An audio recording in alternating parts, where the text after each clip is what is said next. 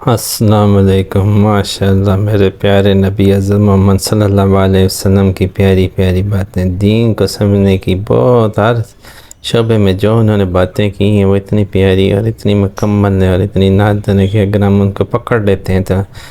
ہماری دنیا بھی سنورتی ہے اور آخرت بھی سنورتی ہے۔ تو آج ہم پھر ایک پیاری سی حدیث کے ساتھ آپ کی خدمت میں حاضر ہیں۔ تو یہ جو آن صلی اللہ علیہ وسلم نے فرمایا بے شک دین آسان ہے، نبی پاک صلی اللہ علیہ وسلم نے فرمایا کہ بے شک دین آسان ہے، وہ اور جو شخص دین میں سختی اختیار کرے، یعنی جو شخص دین میں سختی اختیار یعنی اس کو بہت سختی سے نافذ کرنے کی کوشش کرتا ہے، خود سے جڑے ہر انسانوں پہ، یعنی کہ اس کو مشکل بنانے کی کوشش کرتا ہے، دین میں سختی اختیار کرے گا تو دین اس پر غالب آ جائے گا۔ تو وہ دین اس پر اتنا غالب آ جائے گا کہ اس کی کوئی بھی سختی نہ، یعنی کہ وہ نرم دل ہو جائے گا۔ جب وہ یعنی دین پہ خود بھی عمل کرے گا نا، تو وہ جب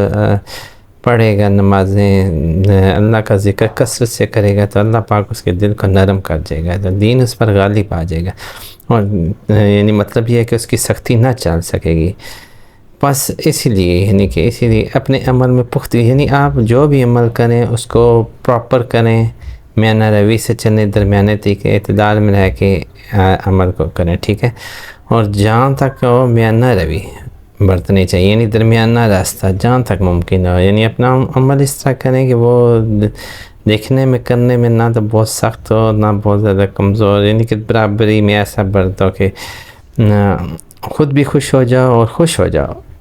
اور اس طرز عمل سے تم کو دارین کے فائدے، یعنی کہ اس طرز عمل سے تمہیں بہت سارے فائدے آتے ہیں، یعنی آپ اپنی زندگی کو انجوائے بھی کر سکو گے، ریلیکس رہو گے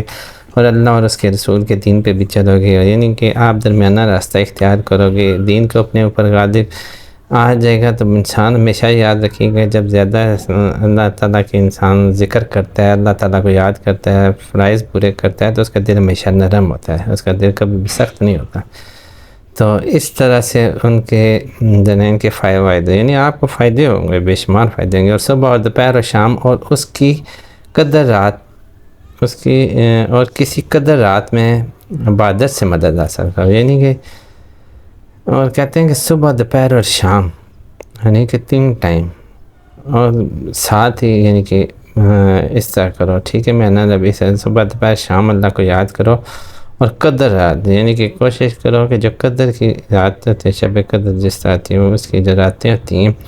اس میں عبادات کرو، یعنی کہ قدر رات سے مطلب کیا ہے، یعنی کہ رات کا درمیانہ وقت، جس وقت ہم تہجد کرتے ہیں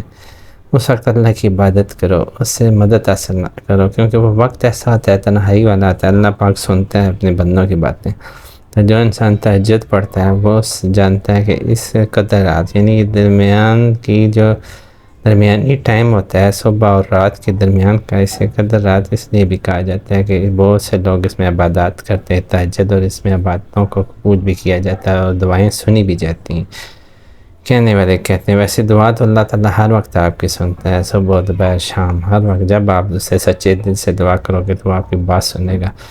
تو کہتے ہیں کہ کسی قدر رات میں عبادت سے مدد حاصل، یعنی اللہ پاک کی مدد کسی قسم کی ہو، آپ دعا قبول ہونی ہو رہی، کسی قسم کا کوئی مسئلہ ہو، مادی پریشانی،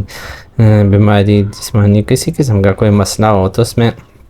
اللہ تعالیٰ کی مدد حاصل کرو۔ اس سے مراد یہ بھی ہو سکتی ہے کہ نماز 5 وقتہ بھی مراد ہو سکتی ہے کہ پابندی سے، یعنی کہ وہ کہہ رہے ہیں کہ اس سے 5 وقت کی نماز بھی مراد ہو سکتی ہے، یعنی پابندی سے ادا کرو، اور کسی قسم کے اس طرح کی باتوں میں مت پڑو کہ یہ جو ہے نا، آپ سمجھو کہ اس طرح جو ہے نا۔ تو بقایا یہ ہے کہ اللہ تعالیٰ نے دین کو ہمارے اوپر آسان کیا ہے، جب ہمارے پیارے نبی نے فرما دی ہے، تو ہم اتنے کون ہوتے ہیں؟ کچھ لوگ بہت زیادہ اسٹرک ہو جاتے ہیں، یہ ہے وہ ہے، اس طرح دین کا یہ ہو جائے گا وہ ہو جائے گا، بچوں پہ سختی کرتے ہیں، گھر والوں پہ سختی کرتے ہیں، خود بھی کو بھی عذاب دے کے رکھتے ہیں۔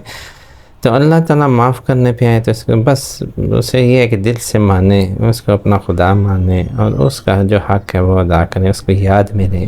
جب آپ اس کے یاد کریں گے وہ آپ کو یاد کرے گا، جب وہ آپ کو یاد کرے گا تو انشاءاللہ آپ کے سے جو ہوئے گناہ چھوٹے بڑے سرزد ہو جاتے ہیں، فرائض میں کوتاہیاں ہو جاتی ہیں، بہت سارے مسائل آ جاتے ہیں، لیکن اللہ پاک معاف فرمانے والا ہے، اس کے لیے یہ فضل سارا کچھ وہ معاف کر سکتا ہے، وہ چاہے تو سب کچھ معاف کر سکتا ہے۔ تو اس لیے ہمیشہ اپنے کردار میں میانہ روی رکھنی چاہیے، اعتدال رکھنی چاہیے. ہماری نبی پاک صلی اللہ علیہ وسلم اعتدال کا بہترین نمونہ تھے. ان جیسی زندگی جو ہے کوئی، ان کی ذات ہی بہت اعتدال والی تھی. اگر آپ ان کو اسٹڈی کریں تو آپ کو پتہ چلے گا کہ نبی پاک صلی اللہ علیہ وسلم کی ذات کتنی پیاری، ان کی ہر چیز بہت، ہر بات بہت پیاری تھی، ہر انداز بہت پیارا تھا. تو اللہ پاک ہمیں اپنے دین کی باتوں کی سمجھ عطا فرمائے. نبی کریم